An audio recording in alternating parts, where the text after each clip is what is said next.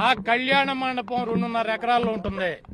నా కళ్యాణ మండపంలో క్యాసినా గాని ప్యాకెట్ గాని పెట్టానని కనుక నిరూపిస్తే రాజకీయాలు వదిలేసి ఇక్కడ ఆత్మహత్య చేసుకుని సస్తా పెట్రోల్ పోసుకుని.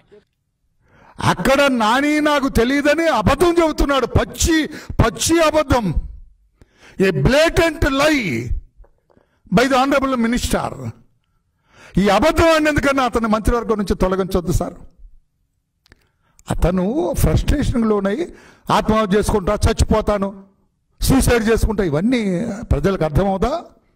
తప్పు చేశాడు ఇతను, కంగారు పడుతున్నాడు ఇతను. కే కన్వెన్షన్